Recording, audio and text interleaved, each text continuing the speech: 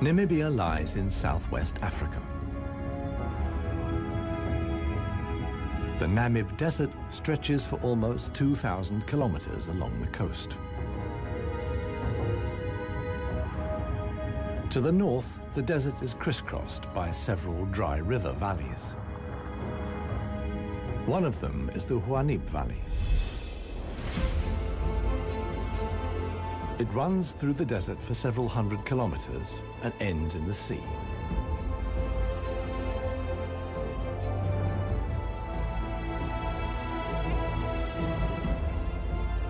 Water flows here once, at most twice a year.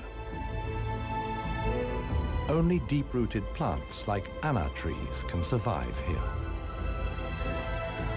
Only here, within the valley, can mammals exist in the long term. It is the home of the desert elephants.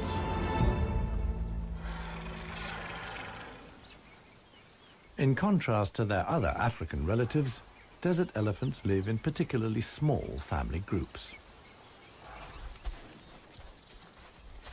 They are so rare and their way of life is so special that they're under the constant supervision of scientists who've also given the elephants names.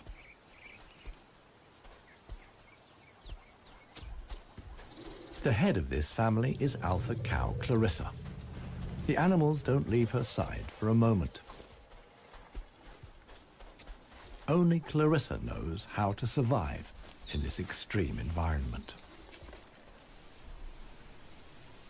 The shoots of the anna tree are now ripe.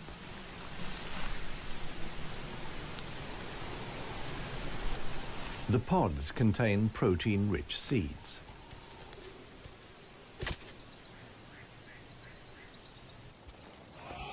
Clarissa has known every one of these trees since her childhood.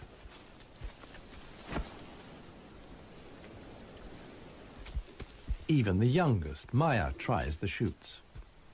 Here, however, experienced trunk-tip control is required. It's easier for her to get the protein she needs from her mother's milk. Desert elephants only have half the number of calves as other elephants. The male animals stay with their mother's family until they reach sexual maturity. With mock fights, they prepare for life without the protection of the females. Adult bull elephants are loners or travel in small groups. Jappy is the most skillful of them.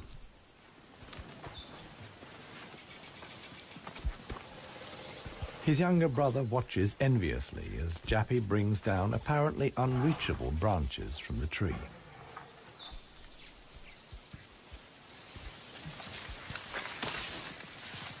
In the valley, Jappy is well known for such tricks.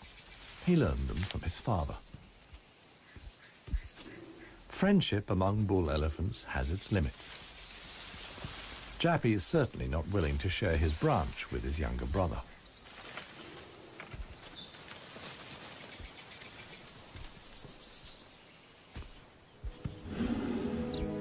Their father, One Tusk, is now nearly 60 years old. His trademark is the missing right tusk, lost long ago in a hierarchical battle. For years, he was the undisputed king of the Huanib. Now he lives in seclusion. One Tusk's legs are weak. He can no longer keep up. The aging bull is already being watched by a male jackal, which lives in the Huanib Valley with its partner. Jackals mostly hunt smaller animals, but they wouldn't turn their noses up at a dead elephant.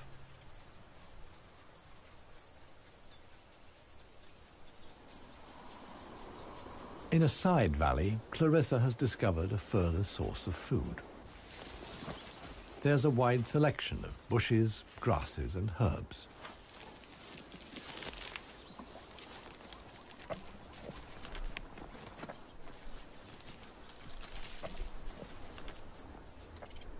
The elephant's climbing skills far surpass those of their savanna-dwelling relatives. This, too, is a form of adaptation to their special habitat.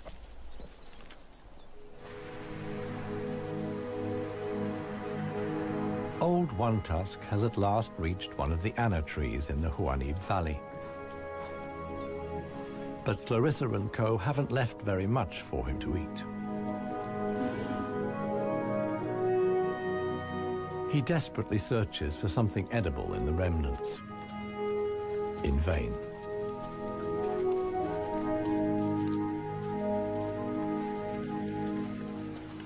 For the inhabitants of the Namib, survival is hard. They're used to going for long periods without water. Many get liquid from their food or know secret sources of water. Regardless of size, every green leaf contains a minimum of liquid worth harvesting.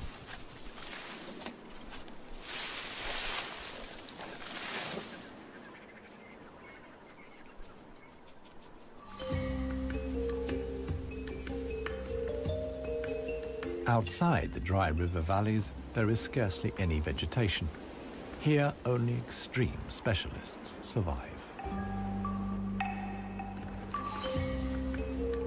The Namib desert beetle is no bigger than a fingernail. As all animals, it depends on water for survival and has developed a special strategy.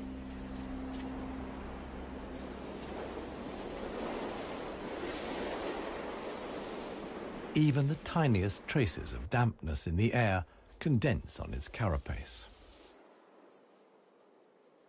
In time, a drop forms, which then flows directly into the beetle's mouth. This way of life limits the distribution of desert beetles to those parts of the desert that see fog.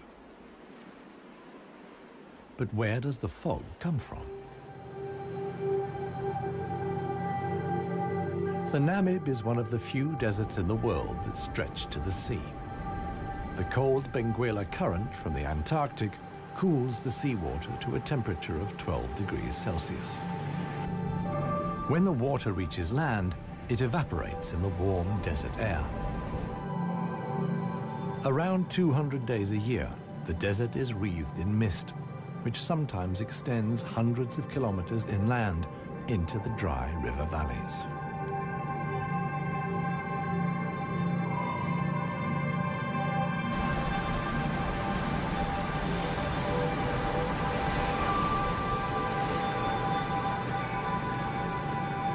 The Benguela current doesn't only bring fog, it's also rich in fish. The animals that benefit most are the brown fur seals.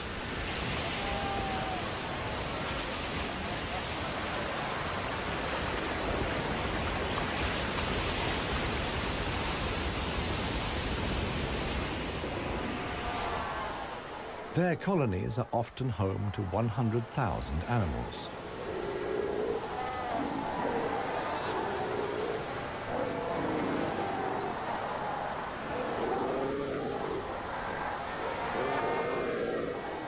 Right now, there's good reason for so many seals to congregate here.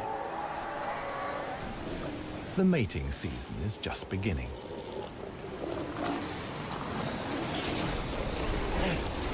Everywhere, bulls are fighting for the right to mate.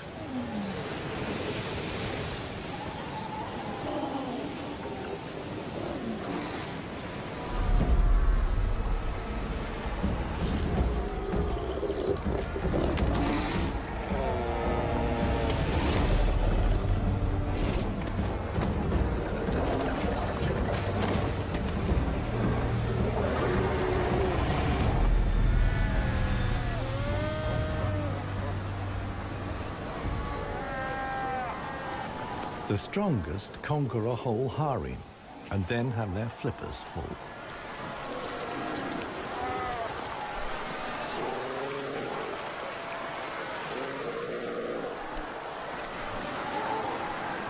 After mating, the males disappear into the sea, They're not involved in bringing up the young.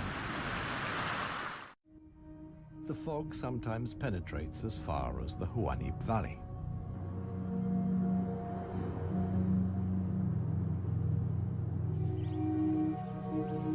Now, even the biggest animals benefit from the moisture contained in the fog.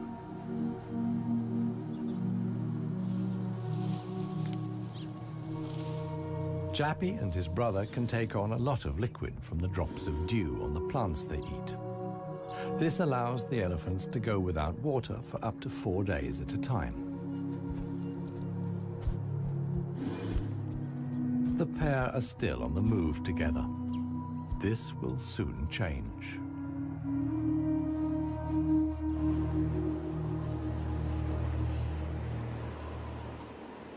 As the fog lifts, the sun illuminates a very special event. Families of elephants from other dry river valleys are on their way to the Huaníp Valley. They're following the calls of their relatives, which they pick up via the soles of their feet, as via a stethoscope. More and more elephants join Clarissa's family.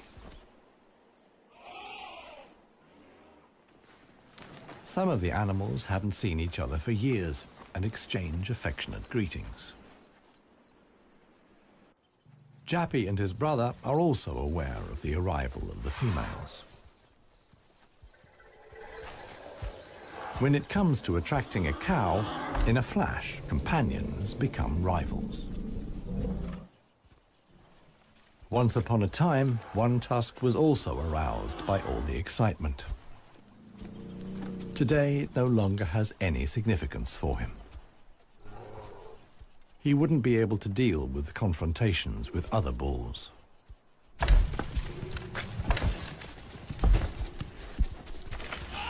His sons and grandsons, on the other hand, are very excited. For them, it's important to make the most of the female's willingness to mate and prevent others from taking advantage.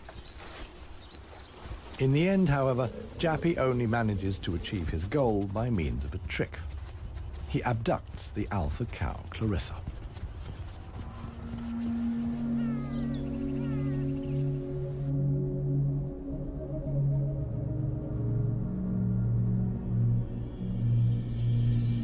While many of the inhabitants of the valley spend the night hours asleep, this is the time of the real desert dwellers.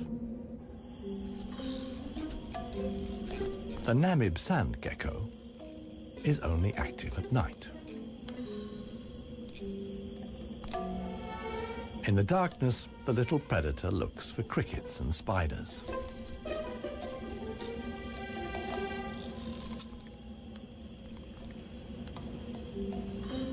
Like a frog's, its toes are webbed.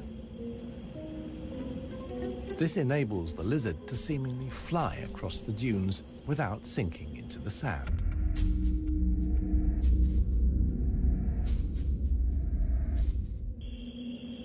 But it also needs to be on the lookout.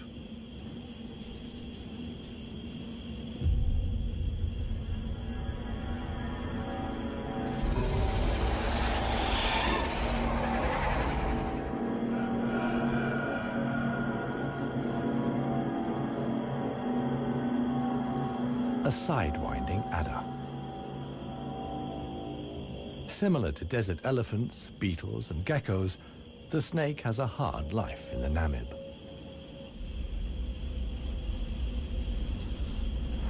It has to hunt successfully to survive.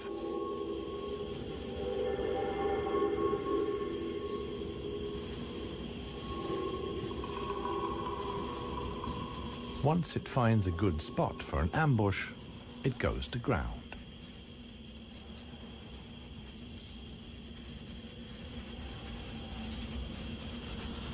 The snake is a predator that lies in wait for its prey, relying completely on its camouflage.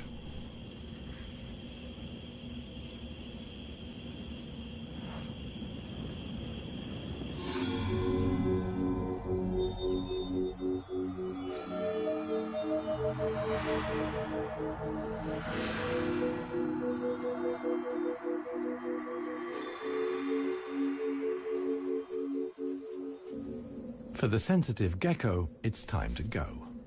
In the sun, it would quickly dehydrate. Here, too, webbed feet come in handy. The lizard uses its legs as scoops to quickly dig out astonishing underground passages. It can make tunnels 1 meter long into the ground.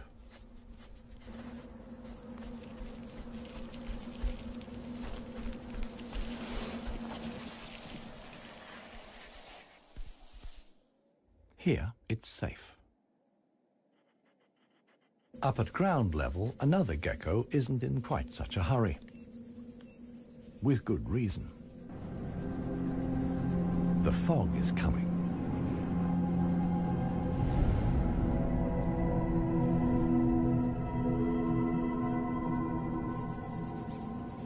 The lizard's large, mirror-like eye surfaces allow the fog to condense here.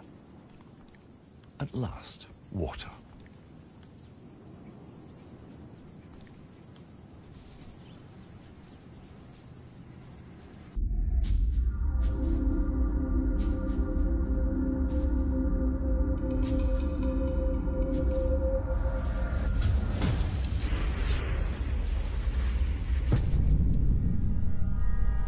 The waiting paid off.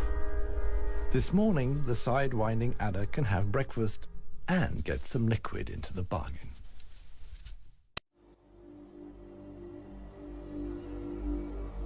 The Namibian winter is coming to an end, and with it, the mild climate brought by the fog. Relentless heat descends on the Huanib Valley. 40 degrees Celsius in the shade. This is approaching the limit for even Clarissa's family.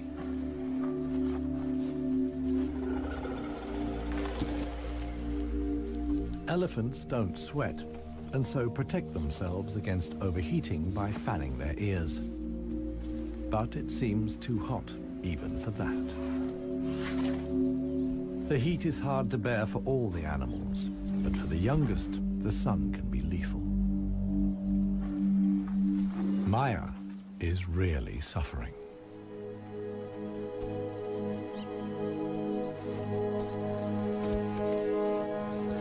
One tusk mobilizes all his efforts for one last attempt at an anna tree. But he no longer has the strength.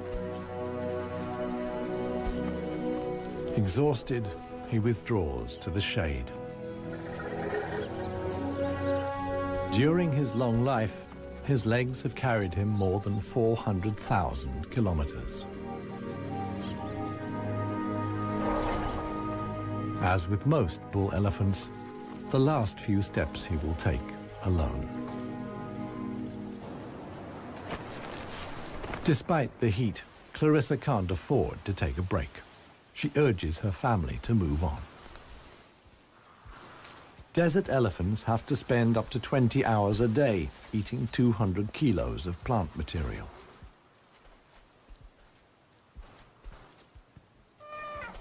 As tiring as that may be, Clarissa's family have no choice. One young bull is already so exhausted that he sleeps through the signal to move off. He only wakes up when the other elephants are already out of sight.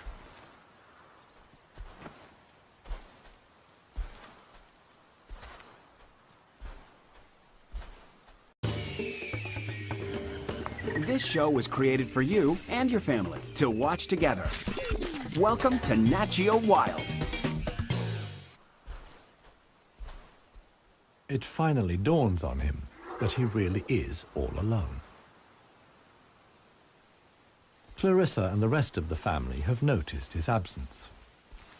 The animals try to locate each other via smell using their trunks, which are extraordinarily sensitive.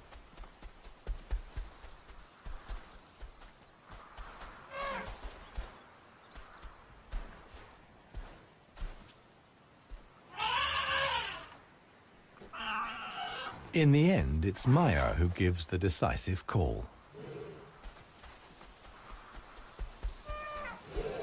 Now the straggler knows which way to go.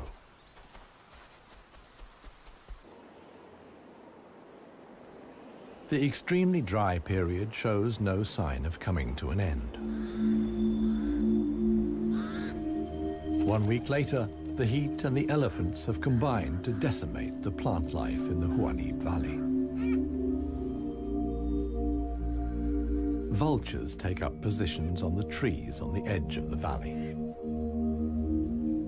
Their time will come when the other animals can find nothing more to eat.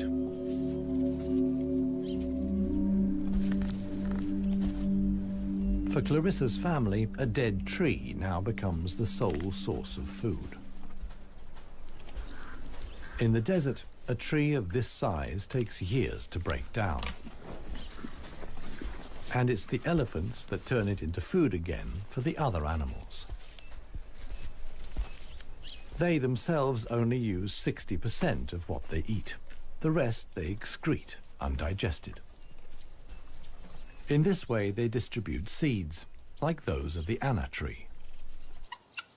Some animals, like the helmeted guinea fowl, take the majority of their food from what the elephants deposit. In times of scarcity, even the Huanim Valley baboons look for something edible in the elephant's dung.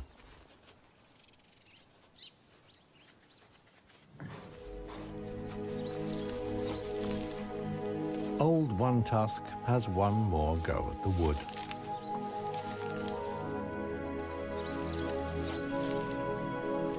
But elephant molars only grow back 6 times. One Tusk's teeth are worn out, and his attempt to eat wood the way he used to is doomed to failure. In other parts of Africa, older elephants seek out swamps where they can live for a while longer on softer leaves. Here, there is no such possibility.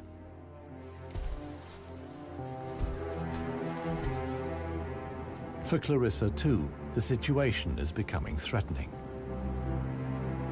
She and her family must leave the valley and seek food and water elsewhere. Other families join the trek. Only Clarissa's knowledge of hidden water sources can save them now.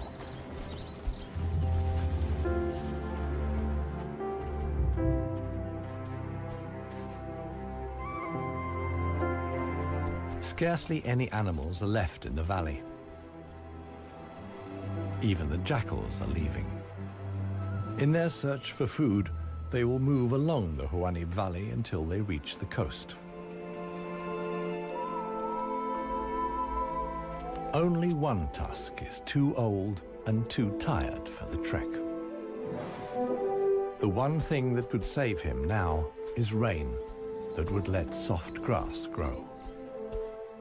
With this slim hope, he remains behind.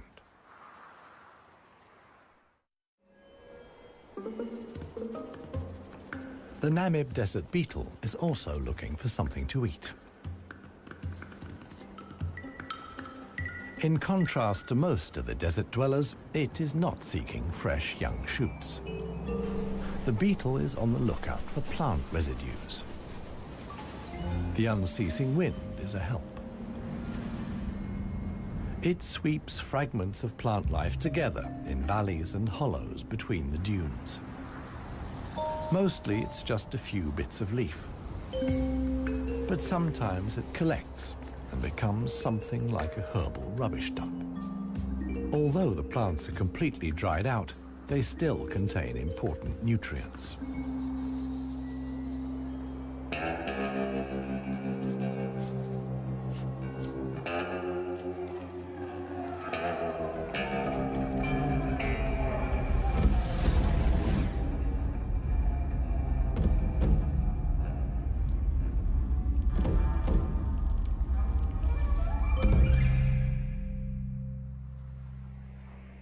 The Namakwa chameleon is one of the most dangerous hunters in the Namib Desert.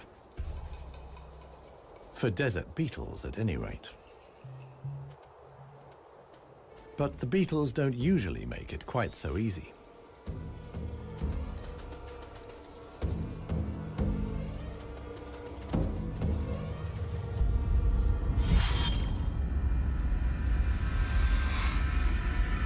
The beetles aren't only full of protein, but also provide essential liquids for the lizard.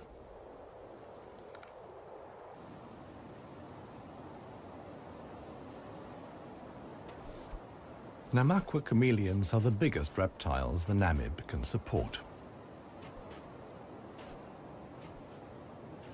In contrast to the mammals, they can't undertake long migrations to look for food and water. Similar to the Huanib, a river once flowed here. Along its banks, animals like chameleons penetrated deep into the desert. Hundreds of years ago, the dunes slowly invaded the riverbed and cut off the water supply. This process was so slow, however, that the animals had time to adapt to the new conditions.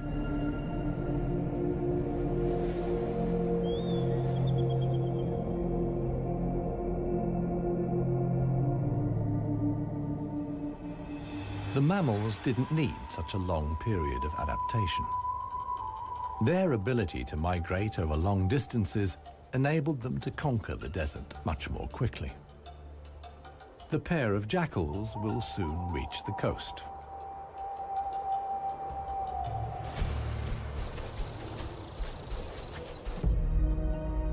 Clarissa, meanwhile, is still searching for water.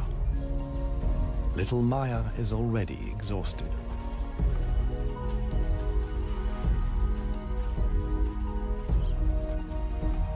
The group has to keep stopping. The animals are reaching the limits of their strength. Clarissa can produce less and less milk for her daughter. Suddenly, a commotion as Maya sinks to her knees. But Clarissa urges her offspring onwards. It is their only chance.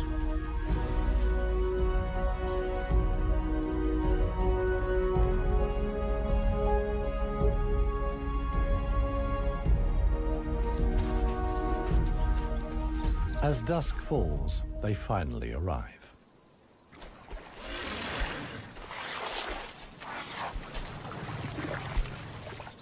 Thanks to Clarissa's knowledge, there's something to drink at last. Adult elephants can get by on 100 liters of water a day.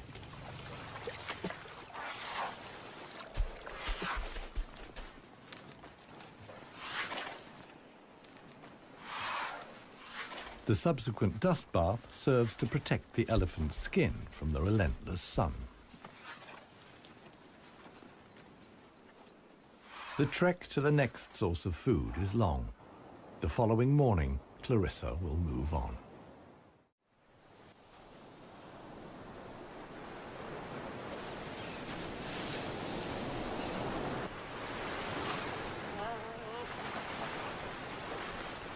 The jackals have finally reached the sea and move southwards along the coast.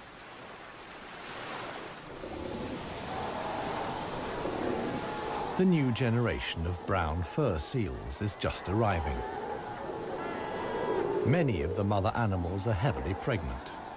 This young mother hasn't long to go.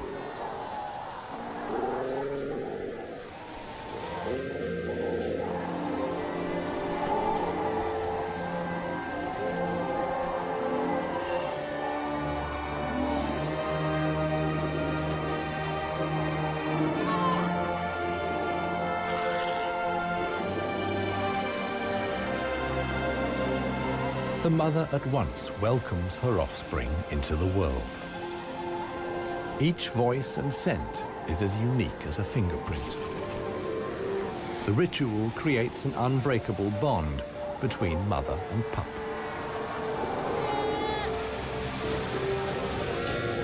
Directly after the birth, the pup has to be suckled.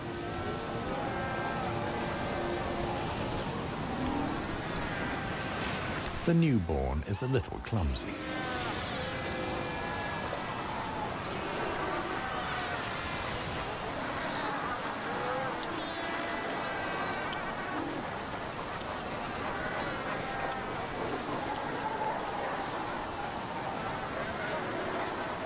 The young mother is not alone.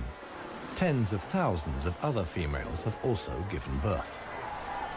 Space is at a premium in the colony, a risky situation for the babies.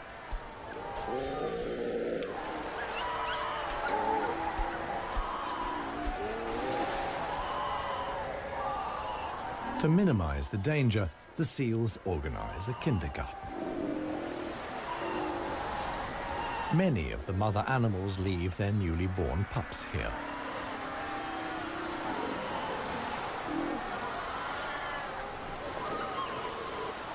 The nursery not only offers the young pups protection, but also makes it easier to find them later.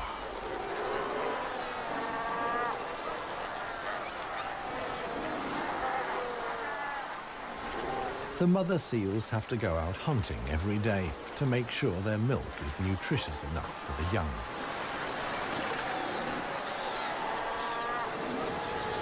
But when choosing the location of the kindergarten, they forgot about the tide.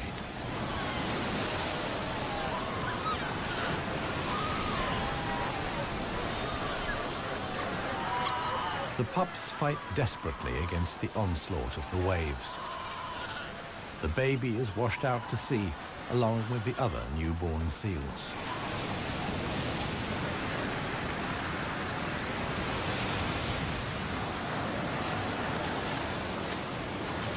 Seal pups can swim, but they don't have the protective layer of fat of adult animals. The pup fights for survival. Another is slowly but surely losing the battle. Within a few minutes, the pups are so exhausted that they can no longer keep their heads above water and drown.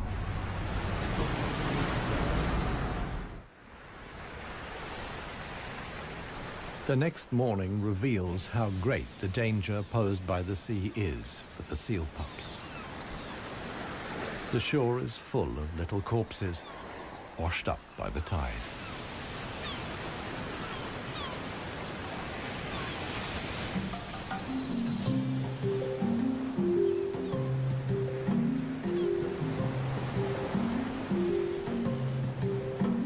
The jackals from the Huanib. The pair have traveled hundreds of kilometers from the arid valley.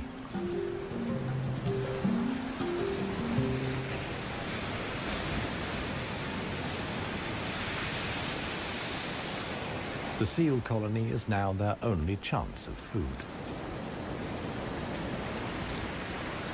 Jackals aren't choosy. For them, eating carrion is nothing unusual.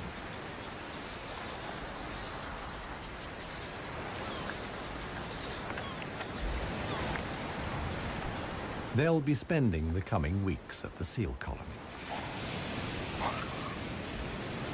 Only when the pups are old enough to swim enduringly, and thus the supply of food runs out, will the jackals return to the Huanib Valley.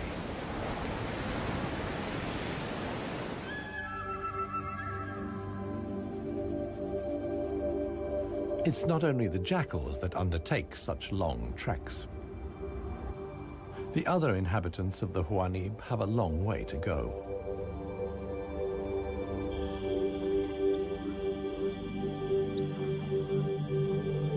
An oasis hidden deep in the desert.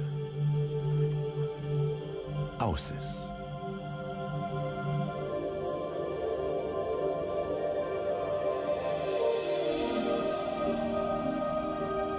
It lies like an emerald in the middle of the desert.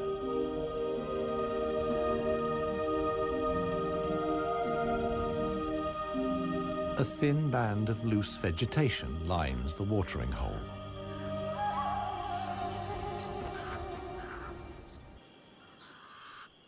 The pied crows are getting worked up about something. Visitors. Big visitors. the legendary desert lions. Desert lions are so unbelievably rare that scientists have fitted them with transmitter collars so that the big cats can be monitored and protected. 2 females have taken up positions in the undergrowth with their young. The experienced predators know that it's just a matter of watching and waiting. And indeed, many animals are making their way here. The oryx's numbers have thinned noticeably. Some are lagging far behind the main column.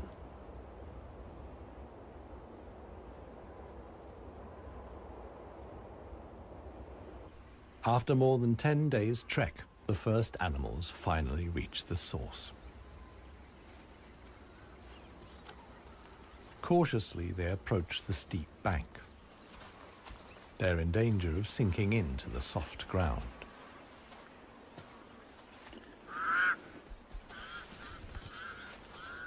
The pied crows sound the alarm again. The lioness's patience has been rewarded. They've caught one of the stragglers.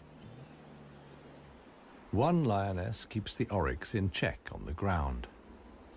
The hunting lioness is completely exhausted. Fighting the antelope has taken the last of her strength.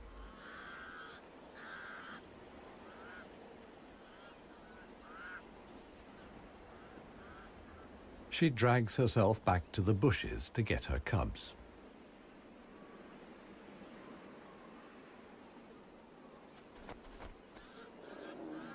The other lioness keeps the pesky crows at bay.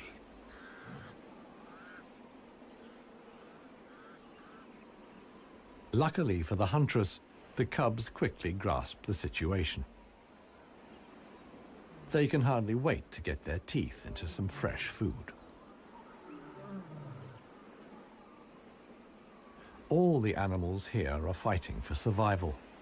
The lionesses won this round. They've enough food now to last the coming weeks.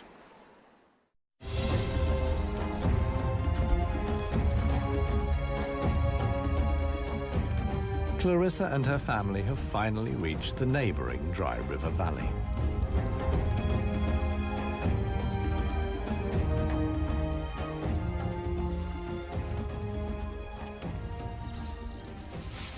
The experienced cow knew instinctively that, in times of drought, there was some precious greenery here to feed on. The exhausted animals can at last fill their stomachs again.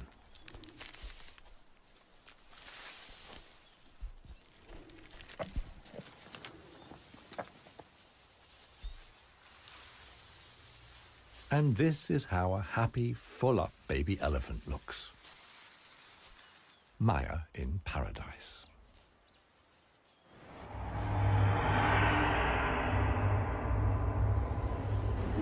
A strong wind blows in from the coast, and sandstorms form in the hinterland.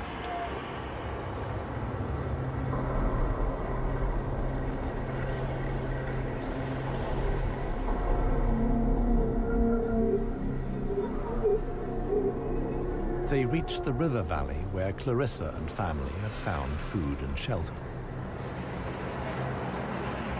Sandstorms like these are the harbingers of heavy rain. Experienced elephant cows like Clarissa know what that means. As soon as it rains, the dry river valleys will be turned into raging torrents that wash away anything in their path. Imminent danger for the family of elephants. Time to move on again. Now the safest place to be is outside the valleys. How right Clarissa was can be seen the following day. Water in the Dry River Valley. Only every 10 years or so is the rain strong enough for the flood wave to reach the sea.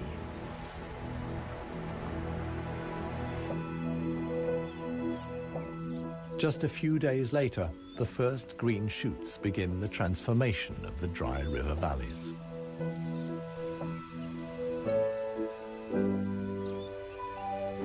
The Huanib Valley, too, is bursting with new life as the first exiles return.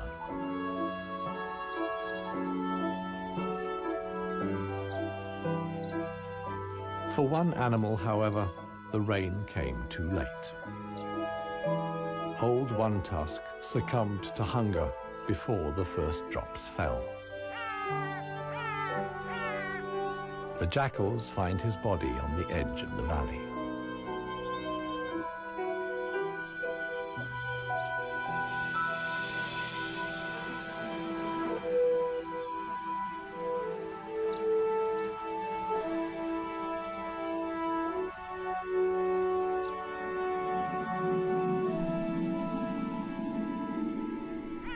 The jackals don't approach the body until evening. And thus, the circle of life is complete.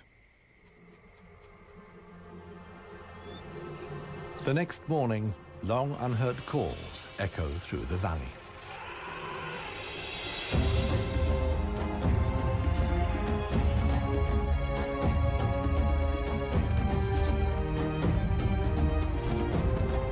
Clarissa is back. Her family survived the floods unscathed. Maya, too, is thriving.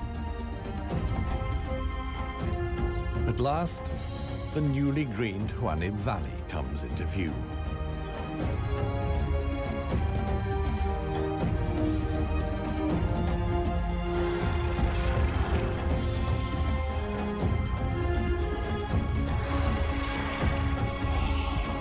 Clarissa's family is home again.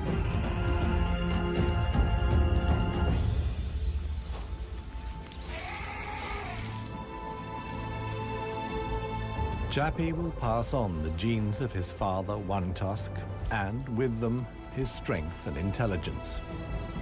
Clarissa is pregnant with his baby. The alpha cow will induct each new generation into the secrets of the desert elephants. This is essential for their survival. The Huanib River Valley is probably the last real wilderness in Namibia, one in which only the cleverest, most intelligent of the animal world can survive. A life of extremes in the home of the desert elephants.